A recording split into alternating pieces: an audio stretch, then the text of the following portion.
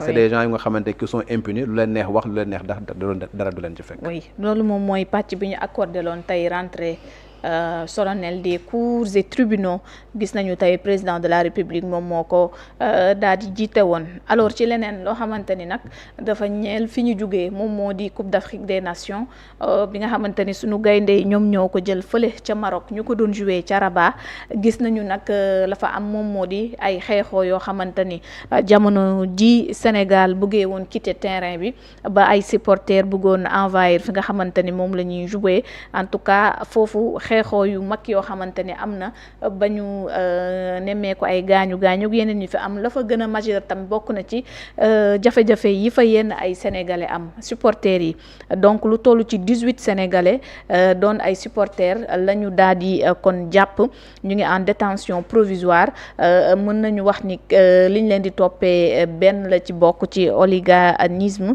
donc ci finale bu Coupe d'Afrique boobu tey jii nag jàpp leen ni également taxaw nañu ci kanamu yoon ci xibaar bi nga xamante ni mujj na ngeen mënu koo rek daal di jàpp moom moo di sénégalais yooyu tey lañ waroon xaar ñu àtte leen seen mbir féete boor waaye nag justice bu Maroc dafa daal di renvoyer li nga xamante ni moom moo di àtte ba kon le 29 janvier incha allah la ñu fas yéenee daal di defaat beneen taxawaay mu di amal li jëm seen procès bi loolee nag ngir permettre partie donc permettre avocat wu défense bi bu partie civile bi ñu préparer dossier bi nga xamante ni mooy permettre quand même ñu daal di défendre bu baax ñii ñuy wax kon 18 sénégalais yooyu jàpp leen ni nag placé woon nañ leen en garde à vue laata nag kon ñu doon jàppoon le 4 février lañ leen waroon àtte mi mujj gi mbir yi ñu amal ko tey am na tam ay algériens yu ñu wax ni tamit bokk na ci ñi nga xamante ni dañ leen a teg loxo jamono ji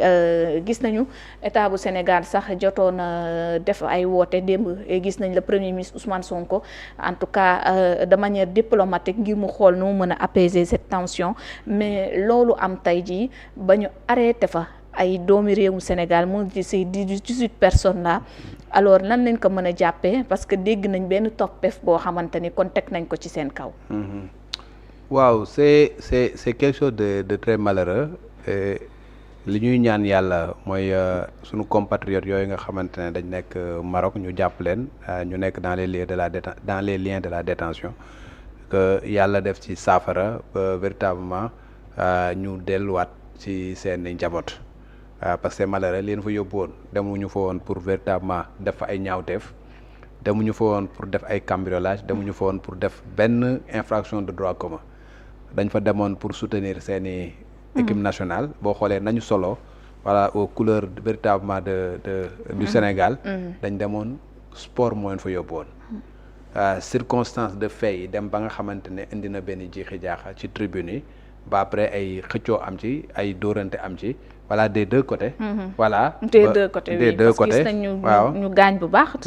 non des deux côtés la. des deux côtés voilà autant y a des Sénégalais yu nga xamante ne peut-être nee nañ dóor nañ mais autant également y a des Marocains yu nga xamante ne.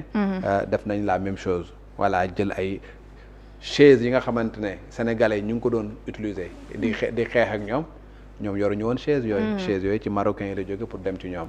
donc pour dire que ni véritablement y a des échauffourées là entre camp ak camp nekk lu nga xamante ne lu malheureux la mais buñ demee ba nga xamante ne dem nañ nag ba def ko infraction les lois dëkk bu nekk dafa am ay loi am ñoom jàpp nañ ne ñii dañoo def ay ñaawteef. organisme boobu nga xamante ne cité nga ko dem nañ par exemple destruction de biens publics.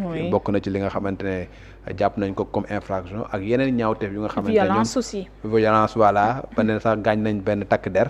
bu nga xamante ne ñoom tamit c'est un agent dans l'exercice de ses fonctions yooyu yëpp dañ ko jël ñu gàll ko seen kaw voilà ce qui est malheureux voilà mënoon na rek yem ci cadre sport.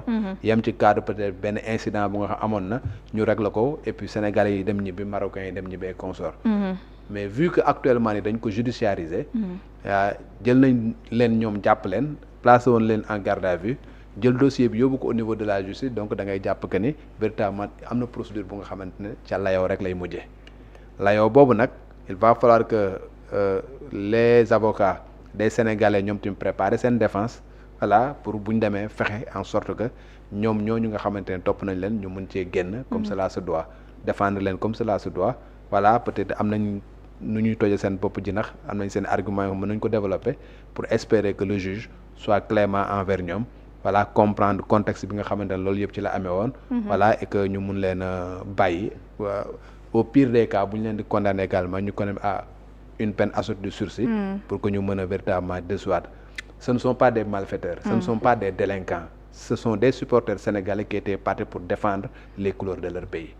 Incident moo fa am nag voilà c'est malheureux et on aurait espéré que développement yi nga xamante ne am na ci mu bañoon am mais comme am na ba pare espérons que dina am une issue heureuse. Donc sànq nee nga les avocats nañu préparé wu ndax jàpp nga tey vidéo yi nga xamante ni gis nañ ko ak yeneeni photo yooyu ñi ci gis supporters sénégalais ñu leen doon traité mun na nekk loo xamante ni buñ ci sukkandikoo dina tax ñu mën a génn tey ci procès boobu. Non bien sûr dossier contre dossier la.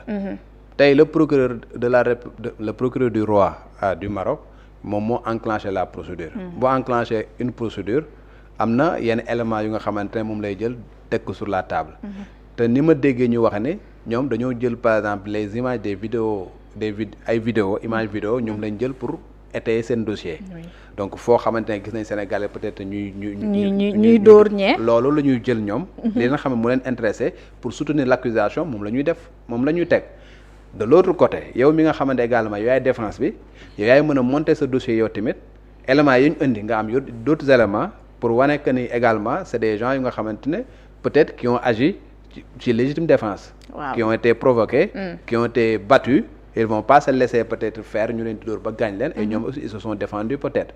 loolu noonu encore une fois les avocats ils sont très bien outillés. voilà xarañ nañ pour véritablement ñoom ñu préparer seen dossier. pour argument yi nga xamante ne le parquet dina ko développer ñoom également ñu ne argument yi nga xamante dinañ contre accusation yooyu. léegi buñ ko indee teg ko kon yeneen vidéo mën na teggi pareillement loolu. forcément bu ñu indee ay vidéo buy wane sénégalais yi di dóor yow également mën nga indi ay vidéo yu wane également que ni déjà départ bi woon sénégalais ñoom ñoo def. donc peut-être riposte la.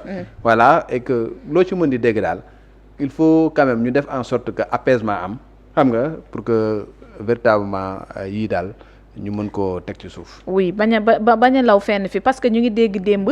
le premier ministre Ousmane Sonko di wax ni. woo na premier ministre bu Maroc. ngir ñu am benn waxtaan boo xamante ne ci cadre apaisement lay jëm. ndax gestion diplomatique boobu mën na am impact tey ci àtte bi ci kaw ci justice sénégalais yooyu. bien sûr mën na ci am parce que tey le procureur de la République on l'appelle le procureur du roi. donc tey su fekkee ne sur le plan diplomatique dem nañ toog waxtaan ba apaiser les cœurs voilà des institutions peuvent véritablement émaner des autorités du royaume jóge ci procureur pour que véritablement mu def tawfeex ci mbir bi voilà peut-être même mu bañ a demander une peine ferme mën na ko xam nga à partir de ce moment là ñu xool nu ñuy apaiser la chose voilà pour que nit ñi véritablement mën a ñibbi seen cœur tout ça ça peut arriver donc la carte diplomatique peut être jouée mais su demee ba nga xamante il ne reste que la carte judiciaire également il faut que les avocats se préparent en conséquence préparent leur dossier préparer leur défense pour véritablement défendre leen convenablement comme cela se doit. parce que il faut rappeler également que Daouda du sénégalais rek la ñu jàpp parce que xibaar nañu également am na benn algérien boo xam te ni également àtte nañ ko fa ba 3 mois prison ferme lañ ko tëj moom pour outrage à la pudeur moom ci yeneen match yoo xamante ni bokkut ak final bi. lañ ko jàppee woon oui yoo xamante ni du bokkut ak final bi muy mel ni justice bi kon.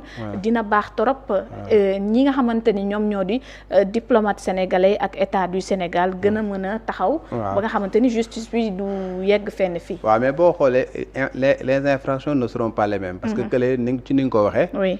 infraction liée à des mœurs. Oui, outrage, à la pudeur. Voilà, outrage à la pudeur. Oui. Donc ça n'a absolument rien à voir parce que kooku supposons dafa dem def lu nga xamante ne def waaw dafa def lu defuwul. Voilà peut-être dafa filmer ci lu nga xamante ne jàpp nañ ne comme ni ñuy wax outrage à la pudeur. ñu toppee ko ci loolu. Mais encore une fois ñii demuñu woon pour def ñaawteef. demuñu woon pour saaga demuñu woon pour sàkku. kenn demuñu woon pour def lenn stade bi lañ nekkoon. pour soutenir seen équipe nationale. Oui. ñëpp gis nañ ce qui s'est passé lors de la finale lépp gis nañ xel yi jeexi jaaxal bi nga xamante ne dafa amoon. loolu moom moo indi incident yooyu c'est-à-dire il faut que ñu delloo ko à sa juste proportion fexe ba nga xamante ne affaire bi du envenimer ba après muy yàq lu nga xamante ne peut-être voilà defaru woon na pendant des années et des années. Les relations entre le Sénégal et le Mali et le Maroc du moins.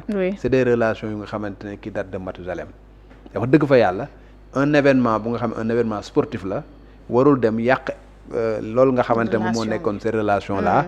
ba tey muy indi peut-être benn jeexi jaaxa ci suñuy xol ak xolu marocains yi.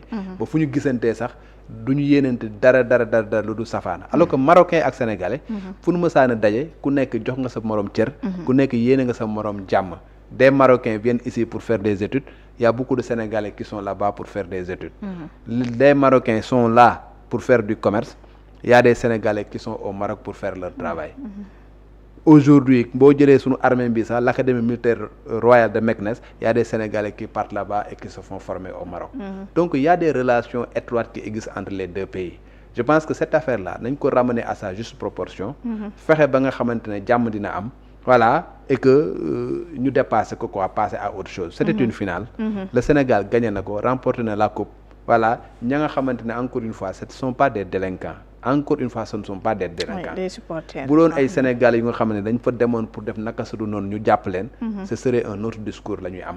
Mais ce sont des supporters sport moo leen fa yóbbu woon. Te ils ont été là-bas pendant 33 jours avant affaire bi di am. Kenn déggu leen ñu def ñaawteef kenn déggu leen ñu comporte d'une certaine manière. Au contraire, le comportement des Sénégalais, des supporters sénégalais ont été magnifiés au Maroc depuis le début du tournoi. Oui, di pare di bale. Lépp dañ ko lépp ils ont été fair play. Voilà, ils ont été géniaux. Ils ont supporté l'équipe marocaine bu daan football ci yenn kii ils ont été véritablement extraordinaires. Donc la waroon am dafa am abal incident bu nga xam ne dafa am au niveau de la finale. Et loolu nag jàpp nañ ne véritablement li ci jot a am buñ ko yóbbu ci proportion bu nga xamante ne li muy yàq moom lu muy defar. waaw est-ce que Sénégal ak Maroc am nañ lu ñu bokk coopération ci wàllu yoon loo xamante ni ci cas yi dina am nuñ ci taxawee. Oui, il y a une coopération qui existe entre le Sénégal et le Maroc. Je pense que coopération bi même les autorités ñoom Bassirou Diomaye xaatimaatoon nañ ko sax récemment. Tu te rappelles ay jamono bañ doon wax naan coopération boobu pour ñu indi le président Macky Sall la woon moom moo tax ñu xaatim ko et consort. Tu te rappelles parce que le président Macky Sall est là-bas. Donc il y a une coopération qui existe. Et il faut dire que le Maroc na laa koy wax sax c'est un royaume. Dëkk la bu nga xam ne dafa am ay textes am ay règlement am ay lois yu nga xamante ne daf koy tëral et lépp nag bu koy def également c'est dans le respect des droits de la défense. Tey jii boo xoolee même procès bi. li tax ñu reporter ko c'est parce que tout simplement il faut que ñu respecter les droits de la défense. Parce que ba ñu laajee les Sénégalais yi ndax dégg ngeen arabe. ñu ci bëri dañ ne dégguñu arabe ñenn ñi dégg nañ français ñeneen ñi sax dégguñu français wolof lañ dégg ak beneen langue. À partir de ce moment le juge a renvoyé le dossier daane il faut que ñu utal leen un interprète assermenté bi nga xamante ne dina leen mën a véritablement dégtal. seeni droit la waaw li juge bi di wax. traduire la nga xamante ne daf fay xew.